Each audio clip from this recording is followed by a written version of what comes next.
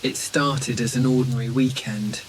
My parents had decided to take a short trip out of town, leaving me in charge of the house.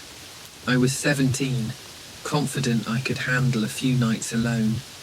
The house wasn't particularly old or creepy, a typical suburban home on a quiet street. It had always been a safe haven, a place where nothing bad ever happened. But that weekend changed everything. The first night was uneventful. I watched TV with Max, my golden retriever, and played video games late into the evening. Around midnight, I locked up the house, checked all the doors and windows, and went to bed. Max curled up on the rug beside me, his gentle snores filling the room. It was around 2 a.m. when I heard the first sound. A creak, faint but deliberate, came from upstairs. My bedroom was on the ground floor and the noise startled me awake. Max's ears perked up and a low growl escaped his throat. My heart began to race.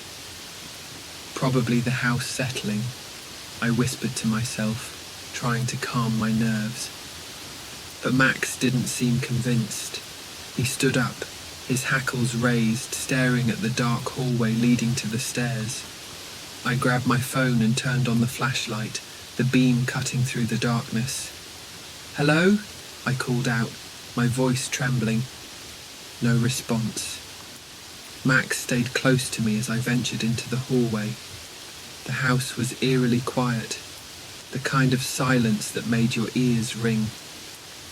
I hesitated at the bottom of the stairs, staring up into the shadowy second floor. My parents' bedroom door was directly at the top of the staircase. It was closed.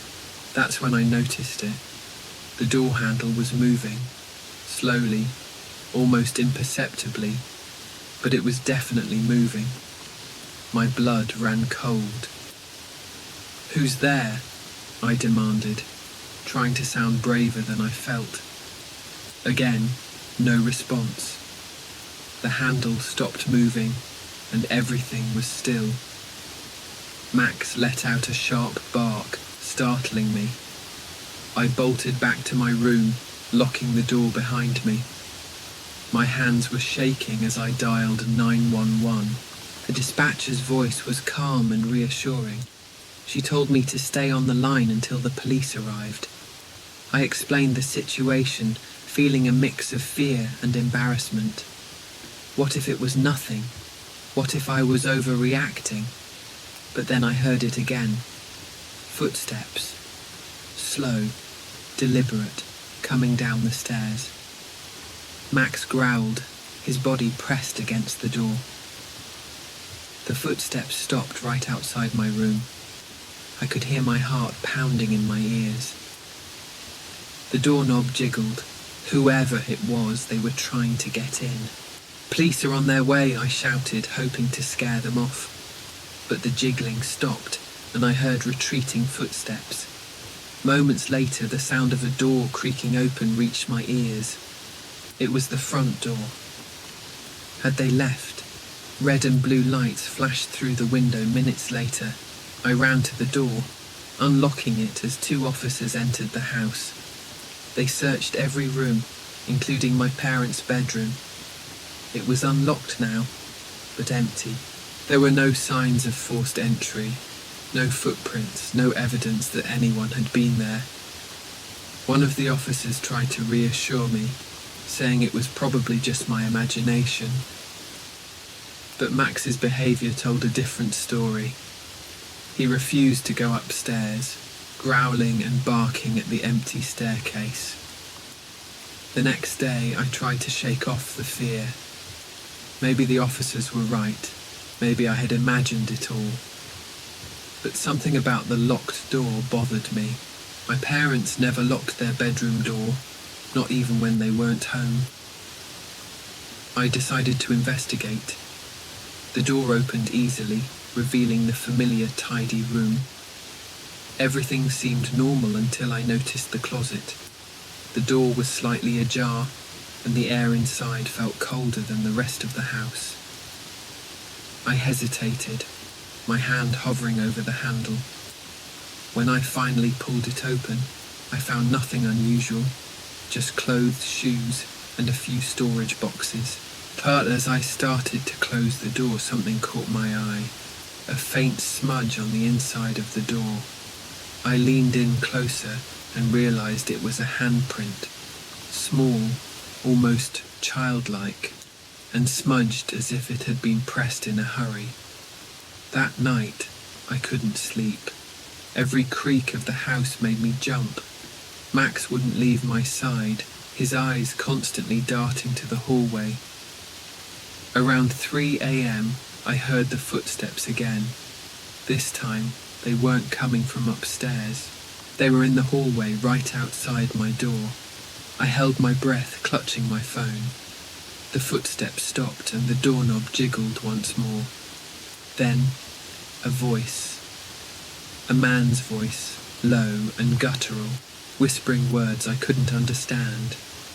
I froze, too terrified to move. Max barked furiously, but the voice continued, a chilling murmur that sent shivers down my spine.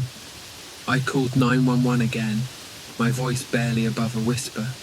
The dispatcher stayed on the line, urging me to stay calm. The footsteps retreated and the house fell silent once more. When the police arrived, they found nothing, no signs of forced entry, no intruders, nothing. The next morning, I told my parents everything. They were concerned but skeptical, chalking it up to my imagination and the stress of being home alone. But I couldn't shake the feeling that something was wrong with the house. I started researching its history, looking for anything that might explain what was happening. What I found left me shaken.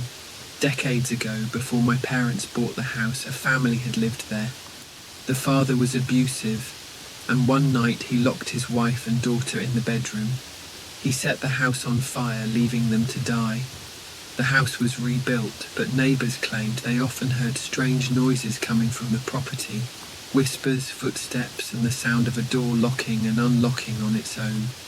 I told my parents what I'd discovered, but they dismissed it as nonsense. They didn't believe in ghosts or curses, but I knew better. The handprint in the closet, the locked door, the whispers. It all made sense now. I couldn't stay in the house any longer. The final straw came a week later, when I woke up to find the word leave scrawled on my bedroom wall. It was written in what looked like ash, the letters smeared and uneven. My parents insisted it was a prank, but I knew it wasn't. We moved out a month later. The new owners claimed they loved the house, but I wonder if they've heard the footsteps yet, or the whispers. Even now, years later, I still have nightmares about that weekend. Sometimes I wake up in the middle of the night, convinced I hear footsteps outside my door, and every now and then Max growls at nothing, his eyes fixed on the darkness. I don't know what's worse, the idea that it was all in my head or the possibility that it wasn't. Either way, I'll never forget the sound of that doorknob jiggling or the laughter coming from a room that should have been empty. Story 2. The Crying Doll. When my grandmother passed away, she left behind a house full of memories, antiques and secrets. She had always been a collector, figurines, old books, clocks, and, most unsettling of all, dolls. Her bedroom was like a miniature museum, every surface adorned with porcelain faces frozen in delicate, eerie expressions. As a child, I'd avoided that room, feeling as though 100 lifeless eyes followed my every move. After the funeral, it fell to me and my parents to sort through her belongings. We spent days sifting through her treasures, deciding what to keep, donate, or discard. That's when I found it, a porcelain doll tucked away in a dusty corner of her bedroom closet.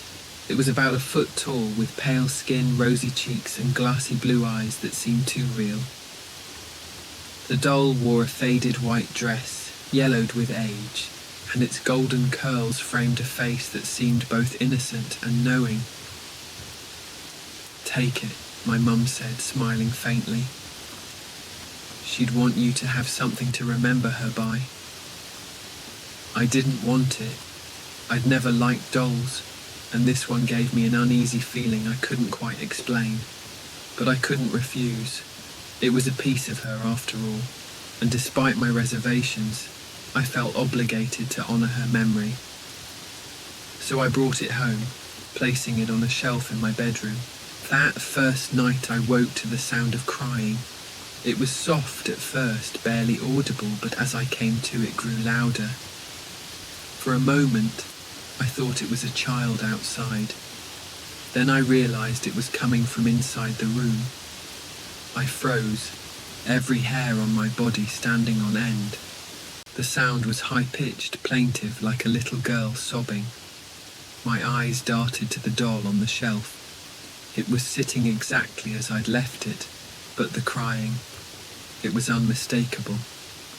It was coming from the doll. I grabbed my phone, fumbling with the flashlight. The beam illuminated the doll's delicate face, its glassy eyes staring blankly ahead. The crying stopped the instant the light hit it. My heart pounded in my chest as I approached the shelf, half expecting the doll to move or speak. But it didn't.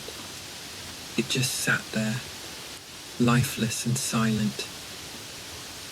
I told myself it was a dream, a trick of the mind. I put the doll in a box and shoved it into the back of my closet, hoping that out of sight would mean out of mind. But that night the crying returned. It was muffled now, distant, as though it were coming from inside the closet. By the third night, I'd had enough. I decided to get rid of the doll. Early that morning, I drove to a nearby dumpster and tossed it inside, feeling a wave of relief as I watched it disappear beneath a pile of trash bags. I told myself it was over. But when I came home that evening, the doll was back. It was sitting on the shelf in my room, exactly where I'd first placed it. My stomach dropped, and a cold sweat broke out on my forehead. I called my mum, hoping she'd come over and tell me I was being ridiculous, that she'd found the doll and brought it back. But she hadn't. No one had been in my room. I didn't sleep that night. I sat up in bed, every light in the room blazing, the doll staring at me from across the room. The crying didn't come that night, but something worse did. Around 3 a.m. I heard whispers, soft, indistinct, like someone was talking just out of earshot. My skin crawled as I realised the whispers were coming from the doll. I couldn't make out the words, but the tone was urgent, insistent. I decided to destroy it. The next day I drove out to a secluded spot, carrying the doll in a garbage bag. I doused it in lighter fluid and struck a match, watching as the flames consumed its delicate features. The porcelain cracked and blackened, the golden curls shrivelling into ash. I felt a surge of triumph, a sense of finality. But that night, the crying returned. It was louder now, more desperate, echoing through the walls of my house. I searched every room, every closet, but the doll was gone. Still, the crying wouldn't stop. It followed me, growing louder no matter where I went. Desperate, I turned to the internet, researching haunted dolls and cursed objects. I found countless stories, each more terrifying than the last, but no solutions. Some people suggested blessing the house, others said to consult a medium. I didn't know what to believe, but I couldn't live like this anymore. A week later, I contacted a paranormal investigator. He was an older man with a calm demeanour that put me at ease despite the bizarre situation. He walked through my house, muttering prayers and burning sage. When he reached my bedroom, he stopped cold, his eyes fixed on the empty shelf where the doll had once sat. "There's something here," he said, his voice grave. "It's attached to you now. The doll was just a vessel." My blood ran cold. "What does that mean? Can you get rid of it?" He nodded, but his expression was grim. "I can try, but these things, They don't let go easily. He performed a cleansing ritual, sprinkling holy water and reciting incantations. For a while, the house felt lighter, the oppressive atmosphere lifting. I thought it was over. But that night, as I lay in bed, I heard it again, the crying, louder than ever, echoing from every corner of the room.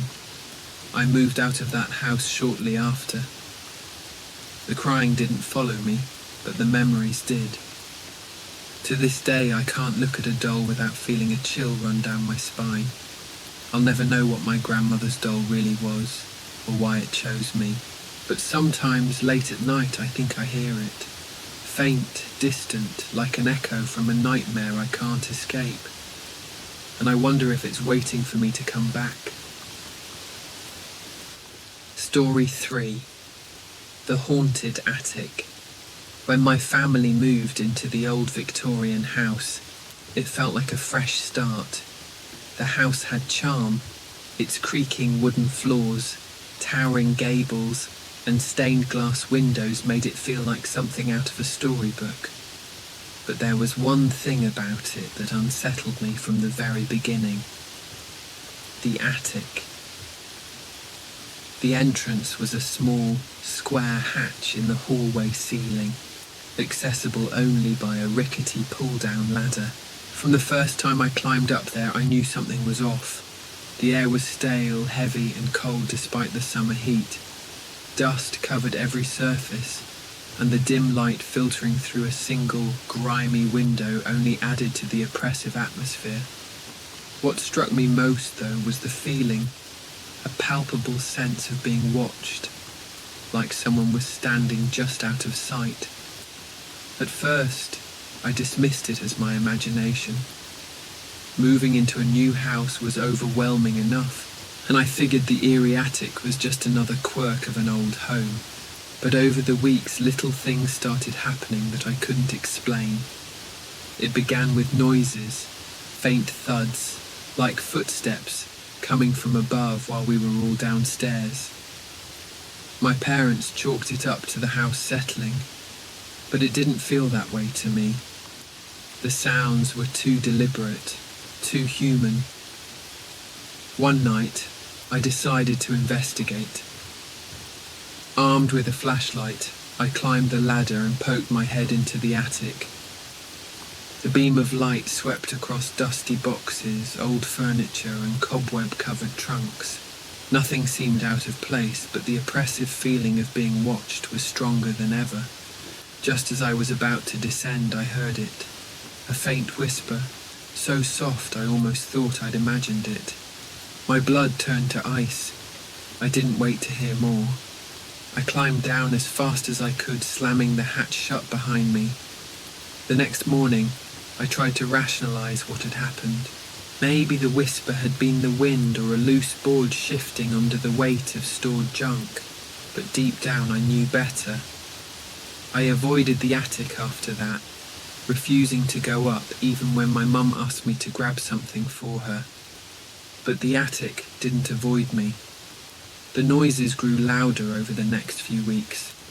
Footsteps turned into scratching, as though something was trying to claw its way out. One night, I woke up to the sound of the hatch creaking open. My heart raced as I stared at the ceiling, my bedroom illuminated only by the faint glow of the streetlights outside. I could hear soft, shuffling movements coming from the hallway. I lay frozen in my bed, too terrified to move. Eventually, the sound stopped, and I convinced myself it was just another bad dream. But in the morning, the hatch was slightly ajar. My parents didn't believe me when I told them.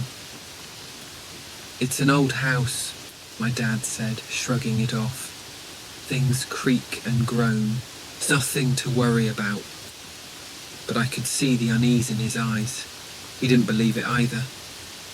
One evening, while my parents were out, I decided to face my fear. Armed with my phone and a baseball bat, I climbed up into the attic once more. This time, I was determined to find whatever was making the noises. As I stepped into the dim space, the floorboards groaned under my weight. I swept the flashlight around, my pulse pounding in my ears.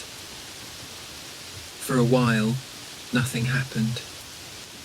But then, in the corner of the attic, I saw it. A small old wooden box that I hadn't noticed before. It was covered in intricate carvings and locked with a rusted latch. Curiosity outweighed my fear. I brought the box down and set it on the kitchen table. With some effort, I managed to pry it open. Inside was a collection of old photographs, letters, and a single ornate key. The photographs were black and white, depicting a family from what looked like the early 1900s. One photo in particular caught my eye. It showed a young girl standing in front of the house, holding a doll. Her expression was blank, her eyes staring directly into the camera. Something about her gaze made me uneasy. The letters were worse. They were written in neat, flowing script, detailing strange occurrences in the house. Objects moving on their own, voices in the night, and something about the attic. The writer described seeing a shadowy figure standing at the foot of their bed, watching them as they slept. My hands shook as I read the final line of the last letter. It's in the attic. I can hear it moving at night, watching, waiting. That night, I couldn't sleep. Every creak of the house made my skin crawl. Around midnight, I heard it again, the hatch creaking open. This time, I didn't stay in bed. Grabbing the baseball bat, I crept into the hallway, my heart hammering in my chest. The ladder was down, and the darkness of the attic yawned above me like an open mouth. I called out, my voice trembling, "Who's there?" There was no response. I stood there for what felt like an eternity, the silence pressing down on me. Then, from the darkness above, I heard it, a low, guttural growl. It wasn't human. Panic overtook me, and I ran back to my room, slamming the door and locking it. I stayed awake until dawn, clutching the bat and listening for any signs of movement. Though the house was silent, the next day I told my parents everything. My mum looked worried, but my dad insisted we were overreacting. "There's nothing up there," he said. "I'll prove it." He climbed up into the attic, flashlight in hand. I waited anxiously at the bottom of the ladder, every muscle in my body tensed. For a long time, there was nothing. Then I heard him shout.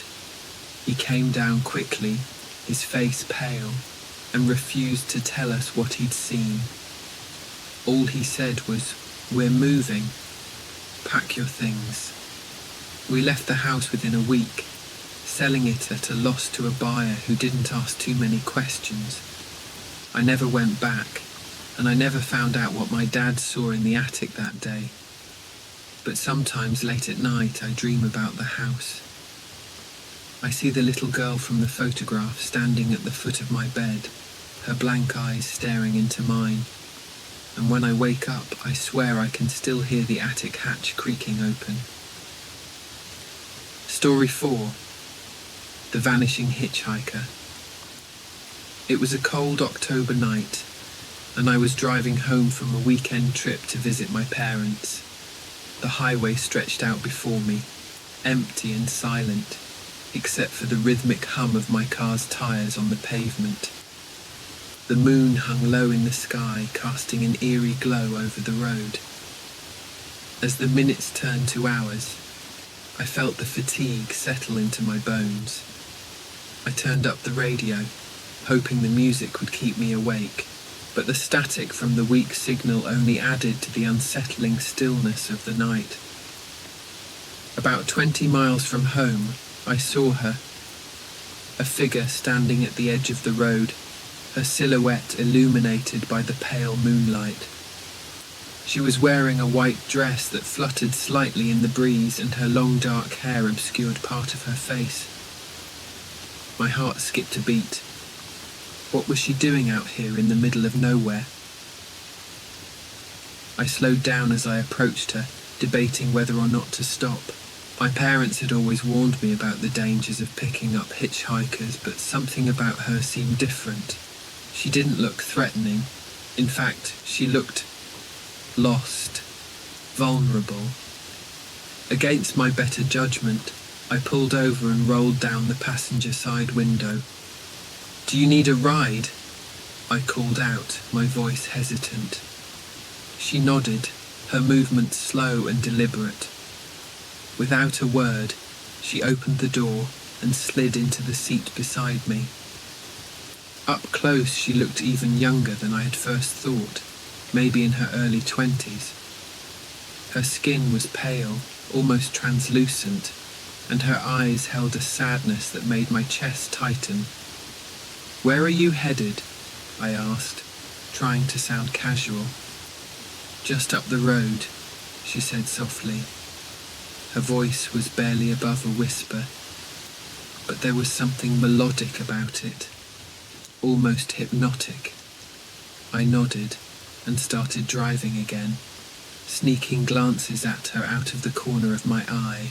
She sat stiffly, her hands folded neatly in her lap, staring straight ahead.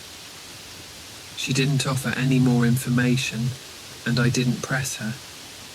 The silence between us was heavy, broken only by the occasional crackle of the radio. After a few minutes, she spoke. "Be careful on this road." Her words sent a shiver down my spine. "Why?" I asked, trying to keep my tone light. She turned to look at me, and for the first time, I saw her eyes clearly. They were dark, impossibly deep, like they held secrets I couldn't begin to understand. "It's dangerous," she said simply. I didn't know how to respond, so I nodded and kept my eyes on the road. But her warning lingered in my mind, gnawing at the edges of my thoughts. After about 10 minutes, she pointed to a small dirt road that branched off from the highway. "Turn here," she said. The road was barely visible, overgrown with weeds and shrouded in shadows. I hesitated. "Are you sure this is the right way?" She nodded. "It's just a little further." Against my better judgment, I turned onto the dirt road. The trees on either side seemed to close in around us, their gnarled branches forming a tunnel that blocked out the moonlight. The air grew colder, and an unsettling stillness settled over everything. I gripped the steering wheel tightly, my knuckles turning white. "You can stop here," she said suddenly. I hit the brakes, the car skidding slightly on the loose gravel. She opened the door and stepped out, her movements fluid and graceful. "Thank you," she said, her voice echoing in the stillness. "Wait," I called after her. "Are you sure you'll be okay out here?" She turned to look at me, a faint smile playing on her lips. "I'll be fine." And then she was gone, disappearing into the darkness like a wisp of smoke. I stared after her, my heart pounding. Something about the whole encounter felt wrong. I couldn't shake the feeling that I'd made a terrible mistake. The next morning, I couldn't stop thinking about the girl. Her pale face, her cryptic warning, the way she'd vanished so suddenly. It all felt like a dream, but the dirt stains on my tires told me it had been real.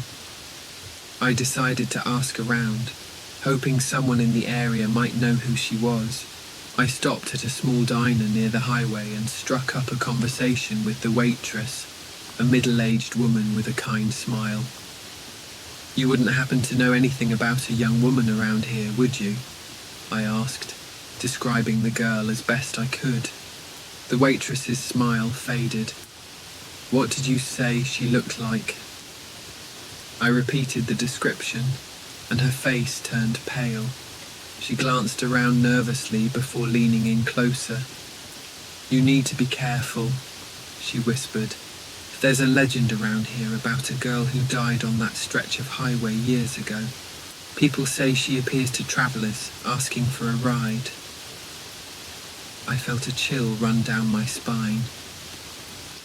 "What happens if you pick her up?" "No one knows for sure," she said. "Some say she's harmless, just looking for someone to help her move on. Others say she's a warning, that something bad will happen if you ignore her."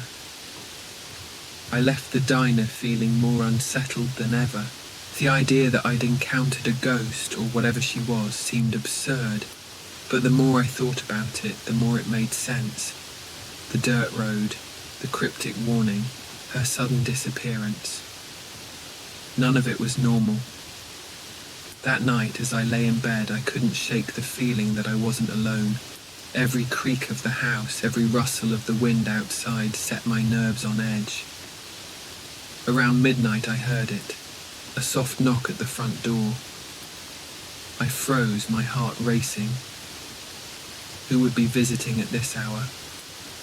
The knock came again, more insistent this time. Summoning all my courage, I got out of bed and crept to the door. I peered through the peephole, but there was no one there. I opened the door cautiously, stepping out onto the porch. The night was eerily silent, the air thick with an unnatural stillness. And then I saw it, a single set of footprints leading away from the porch, disappearing into the darkness. Over the next few weeks, strange things kept happening. My car radio would crackle with static, even on clear stations. I'd catch glimpses of movement in my rearview mirror, only to find the back seat empty. And every so often I'd hear her voice, soft and distant, warning me to be careful. One night I finally decided to return to the dirt road. I had to know the truth, no matter how terrifying it might be. I drove in silence, my hands gripping the steering wheel tightly. When I reached the spot where she'd gotten out of the car, I parked and stepped out, the cold night air biting at my skin. The road was as desolate as ever, the trees casting long skeletal shadows. I called out into the darkness, my voice trembling. "Are you there?" For a moment, there was only silence, and then from the shadows, I heard her voice. "Be careful." I turned to see her standing a few feet away, her pale face illuminated by the moonlight. But this time, something was different. Her eyes were filled with tears, and her expression was one of sorrow and urgency. "What do you want?" I asked, my voice shaking. She took a step closer, and I felt a wave of cold wash over me. "You need to leave," she said. "Now." Before I could respond, a deafening crash echoed through the night. I turned to see a massive tree branch had fallen onto the road right where my car had been parked moments earlier. If I hadn't stepped out when I did. When I turned back to thank her, she was gone. I don't know who she was or why she appeared to me that night, but I do know one thing: she saved my life. Whether she was a ghost, an angel, or something else entirely, I'll never forget her warning. And every time I drive that stretch of highway, I can't help but glance at the side of the road, half expecting to see her standing there waiting for someone to help. Story 5. The Stalker. There's a difference between feeling alone and feeling watched. That night, I learned how suffocating it is to feel both. It started innocently enough, or at least I told myself it did. I worked late that evening and decided to walk home instead of waiting for a cab. The air was crisp, the streets eerily silent. Normally, I loved the quiet. It felt like the world belonged only to me. But that night, the silence felt heavy. Wrong. About halfway home I heard it. Footsteps behind me. At first I thought nothing of it. A stranger heading in the same direction, I figured. But something about their pace made my skin crawl. It wasn't hurried, nor was it slow. It matched mine, step for step, as though they were mimicking me. I glanced over my shoulder. A man, dressed in a dark hoodie and jeans, walked several paces behind me. His head was tilted downward, his face obscured. I quickened my steps, hoping to shake him off, but his pace quickened too. My heart began to pound. I pulled out my phone and pretended to make a call. My voice was shaky as I said, "Hey, yeah, I'm almost home. Can you meet me at the door?" The lie felt flimsy, but it was all I could think of. The man didn't react. He just kept following, his presence looming like a dark cloud. I debated whether to confront him or to run, but fear paralyzed me. What if I was overreacting? What if he wasn't following me at all? But then, why did he match my every move? When I finally reached my building, I didn't look back. I practically sprinted to the door, my hands shaking so badly that it took 3 tries to fit the key into the lock. As I stepped inside and slammed the door shut, I allowed myself to breathe. Safe, or so I thought. I peeked through the peephole. He was there, standing across the street under the dim glow of a flickering streetlight. He wasn't pacing or checking his phone like someone waiting for a friend. He was just, that was the first night. The next few days passed uneventfully. I convinced myself it had been a one-time thing, a coincidence blown out of proportion by my overactive imagination. But then it started happening again, standing, watching. At first, it was subtle. I'd see him in the distance, lingering at the corner of my street, or I'd catch a glimpse of someone wearing the same dark hoodie at the grocery store. I told myself it couldn't be him. Lots of people wear hoodies, but every time I felt that same unease creeping up my spine. One night, as I was getting ready for bed, I heard something outside my window. It sounded like tapping, 3 slow, deliberate taps. I froze, my heart racing. My apartment was on the 2nd floor. No one should have been able to reach my window. Gathering every ounce of courage I had, I approached the window and peeked through the blinds. There was nothing there, just the empty street below, bathed in the sickly yellow glow of the streetlights. But as I turned away, I heard it again, tap, tap, tap. I didn't sleep that night. The next morning, I found something on my doorstep, a single Polaroid photograph. My blood ran cold as I picked it up. It was a picture of me taken through my window. My curtains had been drawn, but there I was, clearly visible, sitting on the couch. I called the police. They took the photo and assured me they'd look into it, but I could tell they didn't take me seriously. Probably just a prank, one of the officers said. But this wasn't a prank. I knew it wasn't. That night, I received a text from an unknown number. It was a single sentence. "Why didn't you wave?" My hands trembled as I stared at the screen. I didn't respond. Another text came through. This time, it was a photo.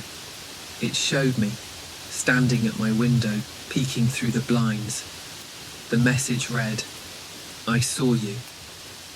I couldn't take it anymore. The next day, I packed a bag and stayed with a friend across town. For the first time in weeks, I felt a sliver of relief. But that relief was short-lived. Late that night, there was a knock at the door.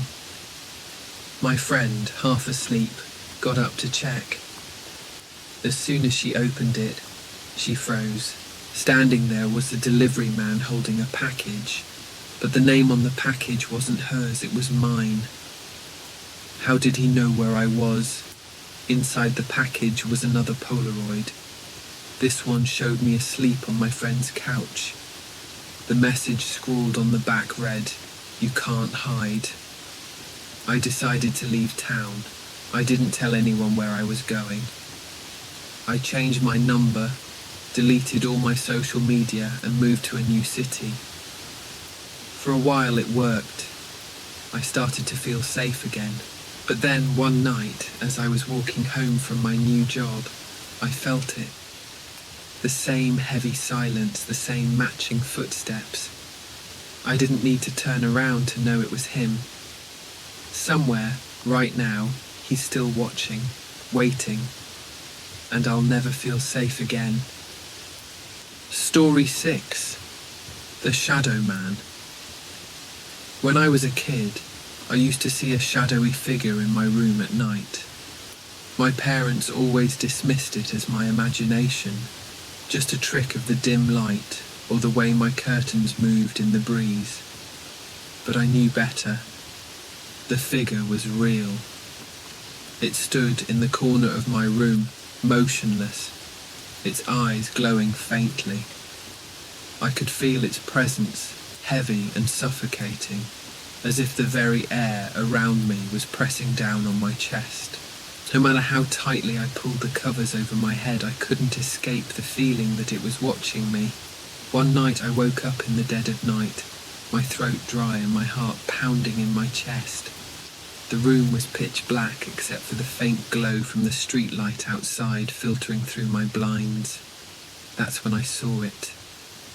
The shadowy figure wasn't in the corner anymore. It was at the foot of my bed. My blood turned to ice. I couldn't move.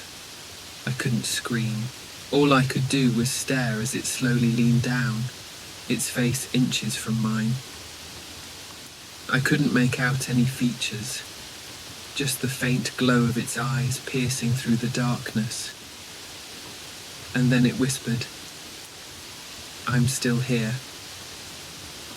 For years I convinced myself it had been a nightmare, the kind that feels so real it lingers even after you've woken up. I told myself it was just my overactive childhood imagination, but deep down, I knew the truth. The Shadow Man was real, and he hadn't gone away. The next time I saw him, I was in my teenage years. By then I had moved to a new house in a different city. Life had settled into a routine, and I had almost forgotten about the shadowy figure from my childhood. But one night, as I was lying in bed scrolling through my phone, I felt it again, that oppressive, suffocating presence. I looked up, and there he was, standing in the corner of my room, just as he had years ago. This time, I didn't freeze.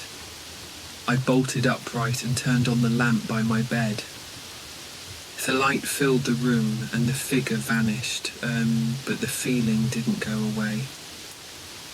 I didn't sleep that night, and for weeks after, I kept the lights on every time I went to bed. But the Shadow Man didn't need darkness to appear. A few nights later, as I was brushing my teeth in the brightly lit bathroom, I saw him in the mirror, standing in the hallway behind me. I spun around, but there was nothing there. The sightings became more frequent after that. Sometimes he would appear in my peripheral vision, a dark blur that vanished the moment I turned my head. Other times, I would wake up to find him standing at the foot of my bed again, silent and unmoving. My parents thought I was losing my mind. "You're just stressed," they said. "It's probably sleep paralysis." But I knew better. The shadow man wasn't a hallucination. He was real. I started researching shadow figures, desperate for answers. I found countless stories from people who had experienced something similar, dark humanoid shapes that seemed to feed off fear. Some called them shadow people, others referred to them as demons or interdimensional beings. The theories varied, but one thing was consistent: they were never benevolent. One night, I decided to confront him. I'd read online that these entities thrived on fear, and I was tired of being afraid. So when I woke up to find him standing by my bed once again, I forced myself to sit up. My voice shook as I whispered, "What do you want from me?" For the first time, the shadow man moved. He tilted his head as if considering my question. Then he leaned closer, his glowing eyes mere inches from mine, and said in that same chilling whisper, "You invited me." I didn't understand what he meant. Invited him? I had done no such thing. But the more I thought about it, the more I began to question my childhood. Had I inadvertently summoned him somehow? Played with something I didn't understand? The thought consumed me, and I spent weeks trying to recall every detail of my early years, every strange game or ritual I might have participated in. But nothing stood out. The encounters continued, each one more terrifying than the last. He began appearing during the day, always in the shadows, always just out of reach. I'd see him in the corner of my room, in the reflection of a window, or even in the darkened aisles of the library. It felt like he was everywhere, a constant, unrelenting presence. And then the whispers began. At first, I thought they were in my head, soft murmurs that I could barely make out. But soon they grew louder, more insistent. "I'm still here," he would say, over and over again. Sometimes he'd call my name, drawing it out in a low, guttural tone that sent shivers down my spine. No matter how loudly I played music, or how tightly I covered my ears, I couldn't drown him out. I tried everything to get rid of him. I burned sage, sprinkled salt around my room, and even consulted a priest. For a while, it seemed to work. The sightings stopped, and the whispers faded. I started to believe I had finally freed myself from him, but deep down I knew it wasn't over. The shadow man wasn't gone. He was waiting. The final encounter happened on a stormy night. I was alone in my apartment, the power out and the rooms lit only by the occasional flash of lightning. I had been feeling uneasy all day, as if something was building, something inevitable. As I sat on the couch clutching a flashlight, I heard it, the unmistakable sound of footsteps coming from my bedroom. My blood ran cold. I wanted to run, to get out of the apartment and never look back, but something kept me rooted to the spot. The footsteps grew louder, closer, until they stopped just outside the living room. I held my breath, the flashlight trembling in my hands. Then, slowly, the shadow man stepped into the beam of light. He was more distinct than ever, his form darker than the surrounding shadows, his eyes glowing with an intensity that made my chest tighten. This time, he didn't stand still. He began to move toward me, slow and deliberate. I scrambled back, dropping the flashlight, but it was no use. He was faster. As he loomed over me, I felt a coldness unlike anything I'd ever experienced. It wasn't just physical, It was as if my very soul was being drained. He leaned down, his face inches from mine, and whispered, "You can't escape me." When I woke up, it was morning. The power was back on, and the apartment was eerily quiet. At first, I thought it had been another nightmare. But then I saw the scratches on the floor where I had tried to crawl away, the overturned flashlight, and the faint smell of burnt sage lingering in the air. The shadow man hasn't appeared since that night, but I know he's not gone. Sometimes I catch glimpses of him in the corner of my eye, or hear his whispers in the dead of night. He's still here, waiting, and I know that one day he'll come back for me. Story 7. The Drowned Girl. We were camping by the lake when we first saw her, a girl in a white dress standing at the edge of the water. At first, we thought she was another camper, someone who had wandered too far from their group. The lake was a popular spot after all, and it wasn't unusual to see people out late enjoying the moonlit view. But there was something off about her, something we couldn't quite put into words. We called out to her, our voices echoing across the still water. "Hey, are you okay?" She didn't respond. She just stood there, staring out at the lake, her figure illuminated by the faint glow of the moon. The way her dress clung to her looked odd, like it was soaking wet. We joked nervously among ourselves, trying to shake off the unease. Maybe she didn't hear us. Maybe she was just shy. But deep down we all felt it. Something wasn't right.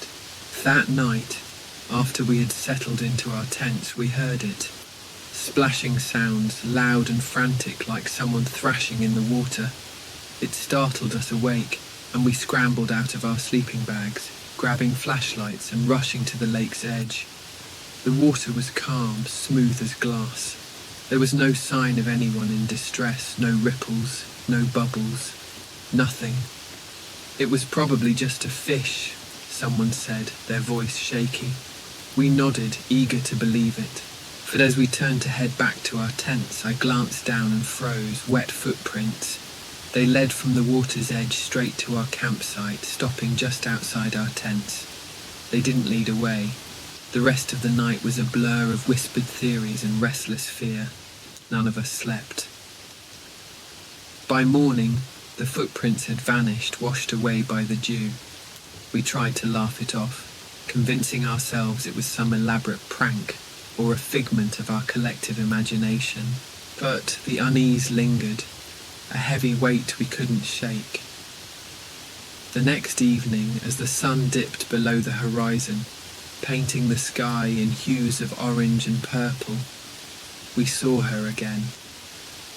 She was in the same spot, standing at the water's edge.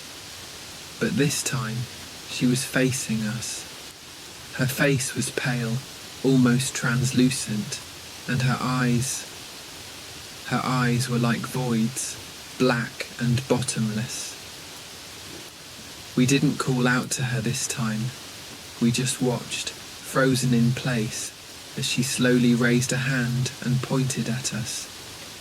A chill ran through me and I felt an overwhelming urge to run, but my legs wouldn't move. None of us could move. It was like we were rooted to the ground, paralyzed by her gaze. And then, just as suddenly as she had appeared, she was gone. One moment she was there, and the next the lake's surface was empty again. That night the splashing returned, louder and more frantic than before. It sounded closer, like it was right outside our tents. We didn't dare go out to check. We huddled together, clutching flashlights and whispering prayers, hoping morning would come quickly. But then the tent walls began to shudder, as if someone was dragging wet hands across them. A low, mournful wail filled the air, a sound so haunting it made my blood run cold. When dawn finally broke, we emerged from the tents, exhausted and terrified. The ground was damp, and the footprints were back, circling our campsite this time. They were smaller than before, childlike, and they seemed to mock us, weaving in and out of our tent openings. None of us could explain it. None of us wanted to. By the third night, we were ready to leave. The fun of camping by the lake had turned into a nightmare we couldn't escape. As we packed up our gear, the air grew heavy, thick with an unnatural stillness. Even the birds had gone silent. And then we saw her again. She was closer this time, standing just a few feet away from us. Her dress clung to her frail frame, water dripping from her hair and pooling at her feet. Her head tilted slightly as if studying us, and then she smiled. It wasn't a kind smile. It was twisted, cruel, filled with malice. Her mouth opened, and a raspy, gurgling voice emerged. "Why did you call me?" We didn't know what to say. We hadn't called her. At least, we didn't think we had. But her words made something stir in the back of my mind, a memory I had tried to forget. Earlier that day, we had been sitting around the campfire telling ghost stories. Someone, I couldn't remember who, had mentioned a local legend about a drowned girl who haunted the lake. They said if you called out to her, she'd come. We had laughed it off at the time, daring each other to try it. Someone must have. Someone must have called her.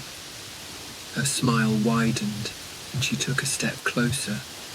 Water pooled around her feet, seeping into the dry earth. We stumbled back, tripping over our gear in our haste to get away.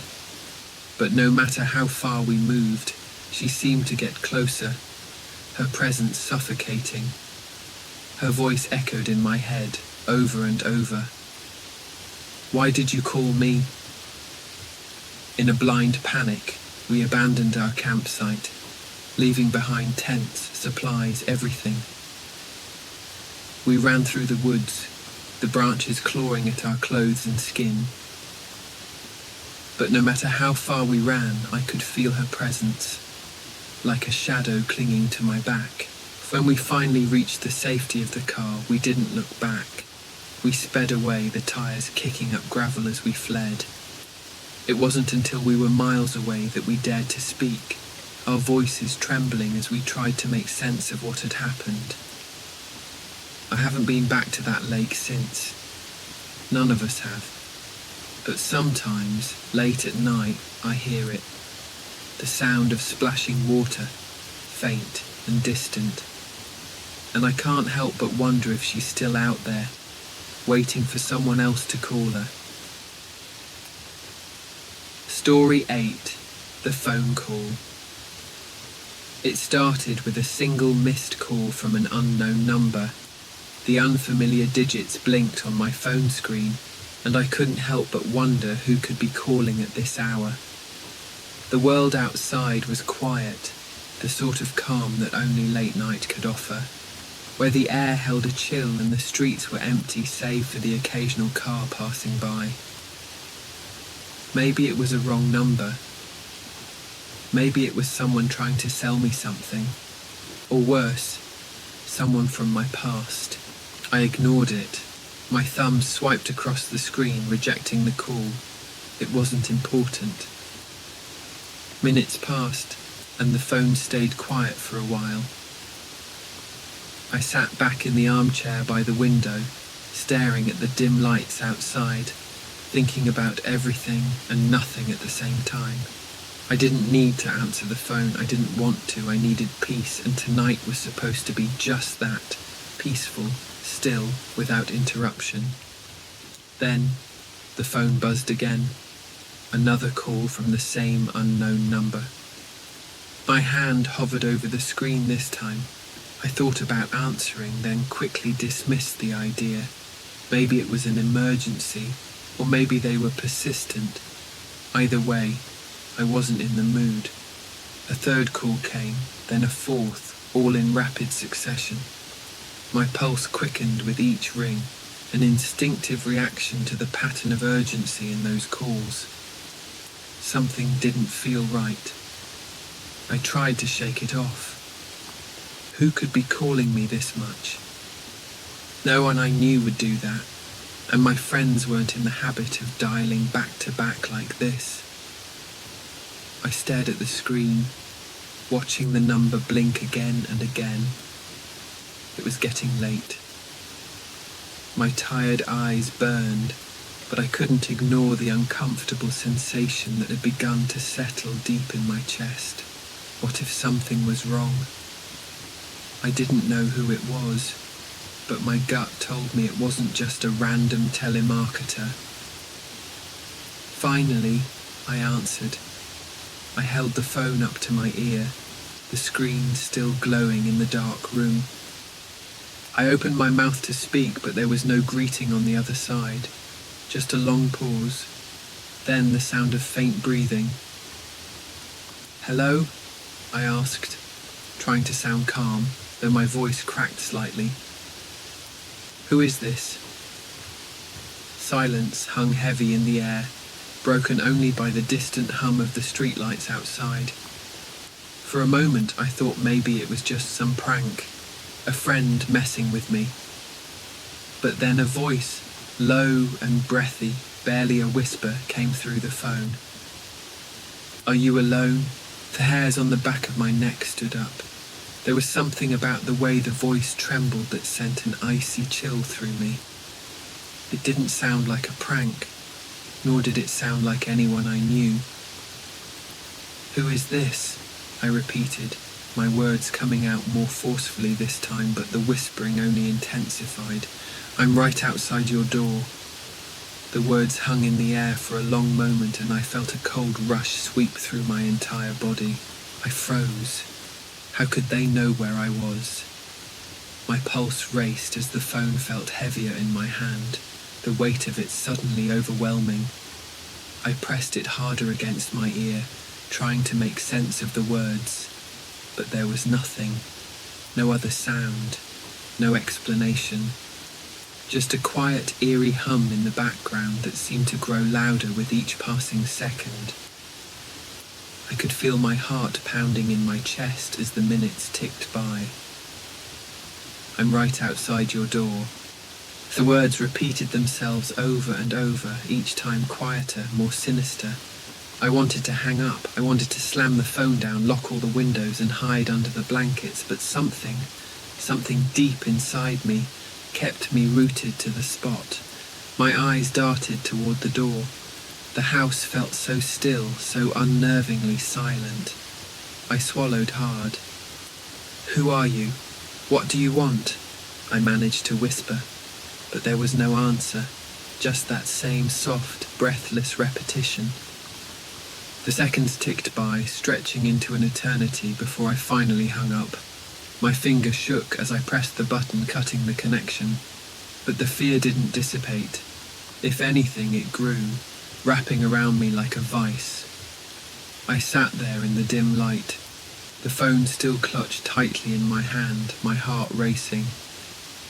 I wanted to call the police. I wanted to reach out to someone, anyone, who could make sense of this. But I couldn't bring myself to move. What if they really were outside? What if the voice had been telling the truth?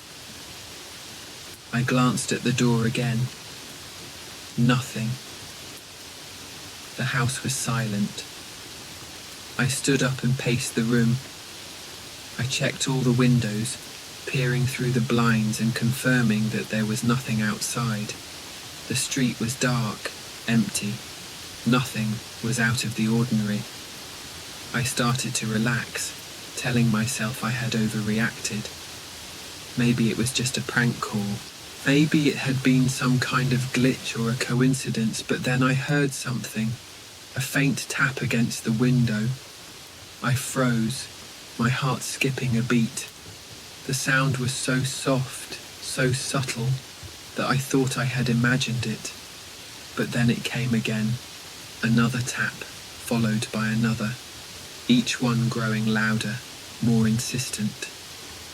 My breath caught in my throat as I slowly approached the window. I didn't want to look. I didn't want to confirm what I feared, but I couldn't stop myself. I pulled back the blinds just a little, just enough to see outside. Nothing, just the quiet street, the lampposts casting their glow on the pavement. But then, in the corner of my eye, I saw movement. A shadow. I jerked back from the window, my heart racing again. Could it be? Could it really be someone out there? I took a deep breath, fighting the overwhelming urge to panic. I knew I couldn't just stand here. I needed to act. Slowly, cautiously, I moved toward the door, my feet heavy with dread. I checked the locks, my fingers trembling as I turned the deadbolt. Then the phone buzzed again. I jumped, startled, and looked down. The same number. I stared at it, my mind racing. Should I pick it up? Should I ignore it? I answered. The voice on the other end was almost too soft to hear, like a breeze blowing through an old hollow house. I'm still outside, it whispered. It was like the words were sinking into my skin, burrowing under it, leaving me frozen in place. My legs shook as I glanced around the dark room, the air thick with the feeling of something close, something waiting. Suddenly, there was a loud bang on the door. I screamed. My heart nearly stopped as I ran to the nearest window, looking frantically outside. There, standing at the edge of the driveway, a figure stood, cloaked in shadows. Their face was hidden, but I could feel their presence, like they were staring straight at me. A cold sweat broke out across my forehead as I backed away from the window, my mind screaming for me to do something, anything, but I couldn't move. The figure stepped forward, and then the phone rang again. Story 9, the hotel room.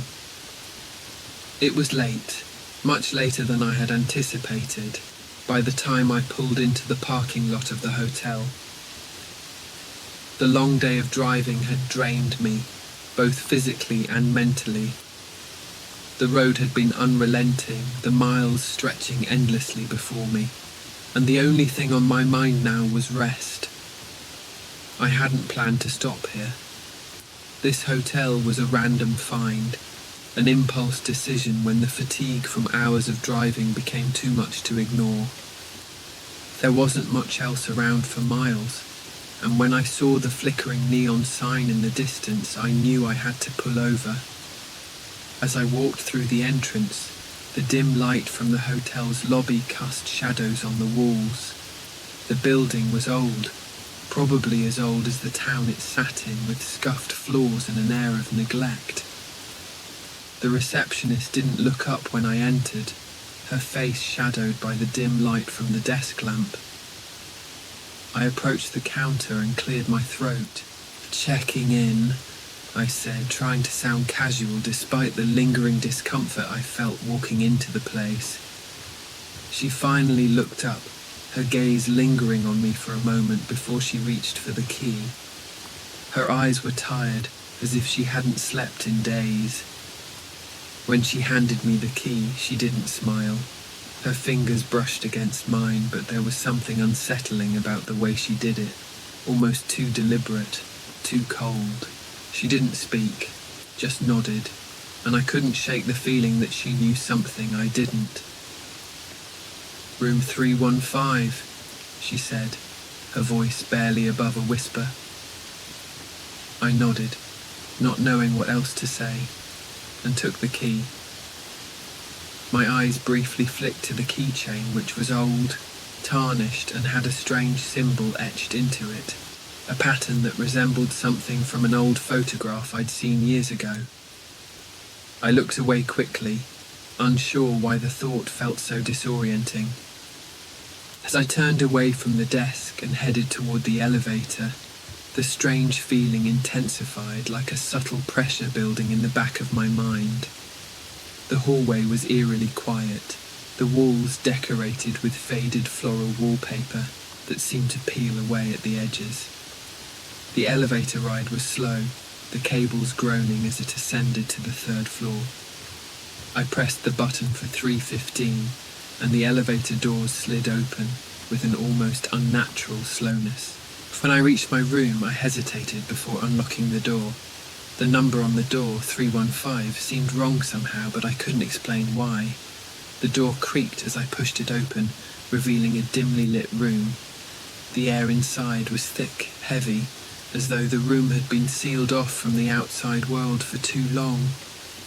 The faint smell of mildew hung in the air, mingling with the sterile scent of bleach, but it was the silence that was the most oppressive. It felt as though the room itself was waiting for something, watching. I stepped inside, setting my bag down on the bed, and immediately felt a shiver run down my spine. There was something wrong with the room. It wasn't just the smell, the flickering lights, or the dampness in the air. There was something off. The stillness seemed to press in on me from every direction. Even the bed with its cheap comforter and stiff pillows felt somehow foreign, as though it didn't belong there. I tried to shake off the unease that had settled over me. I told myself I was just tired, that I had been driving for too long, and that my mind was playing tricks on me. But as I moved around the room, I kept glancing at the window. It was dark outside, and the street lights flickered in the distance, casting strange shadows across the parking lot. The window was covered by heavy curtains, and I kept them drawn, though I couldn't shake the sensation that something, or someone, might be watching from the darkness. The bed called to me.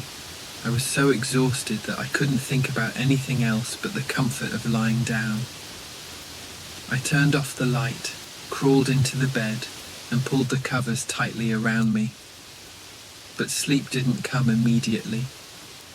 My mind raced, plagued by the strange feeling that I wasn't alone in the room, that something was hidden just beyond my sight. I woke up in the middle of the night. The darkness was deeper than it should have been. The room felt colder, and the air seemed even thicker than before, pressing down on my chest. I opened my eyes, and for a moment I was unsure of where I was. The dim light from the street lamp outside barely illuminated the room, casting long, distorted shadows across the walls. The bed creaked beneath me as I shifted, trying to calm the panic that was beginning to rise within me. I heard a faint sound, a noise so soft, so delicate that I wasn't sure if it was real. It was the sound of breathing, slow, deliberate breaths, almost too quiet to hear, but they were there, just beyond my reach. My heart began to race as I lay still, straining to hear. There was no mistaking it. Someone was in the room with me. I froze, my body tense with fear, as I listened more closely. The sound of breathing grew louder, closer. It was as though the person was standing at the foot of the bed, just out of sight. I could feel the weight of their presence, their unseen gaze boring into me. The air seemed to thicken with each breath they took, and I struggled to control my own, feeling as if I were suffocating beneath the weight of it all. My eyes darted around the room, scanning every corner, but there was nothing there. No one standing by the door, no figure by the window. Just the oppressive silence, broken only by the sound of my own heartbeat pounding in my ears. I wanted to move, to get up and run, but I couldn't bring myself to do it. It was as though my body was frozen in place, my mind too paralyzed by fear to act. The breathing stopped. For a moment, there was only silence, the kind of silence that felt unnatural, as if the world had paused, holding its breath, waiting for something to happen. And then, the floor creaked. It was faint at first, just a subtle shift in the floorboards, but it was enough to send a jolt of terror through me. Someone was moving. Someone was walking across the room, their footsteps muffled by the carpet. My heart skipped a beat, and I held my breath, desperately trying to listen. The steps moved closer, slow and deliberate, each footfall growing louder. They were coming for me. I didn't know what to do. My mind raced, but I couldn't think of a single action to take. I was trapped in this room with no way out. My phone was on the nightstand, just out of reach, and even if I could grab it, I didn't know who I could call. The hotel was old, isolated, and I wasn't sure if anyone would hear me. The footsteps stopped. I could feel the presence just beyond the bed, standing in the shadows, waiting. My chest tightened with fear, and I couldn't bring myself to look toward the source of the sound. I kept my eyes shut tight, as if somehow the darkness would protect me, or at least shield me from whatever was lurking just beyond my sight. I don't know how much time passed before I finally gathered the strength to open my eyes again. The room was still dark, still cold, and still silent, but the feeling had changed. There was no longer the oppressive presence hovering over me. It was as though whatever had been there was gone. But I wasn't alone. The air was still thick with an unnatural weight, and I could feel the lingering presence of something that had never left. Something was waiting. I didn't sleep again that night.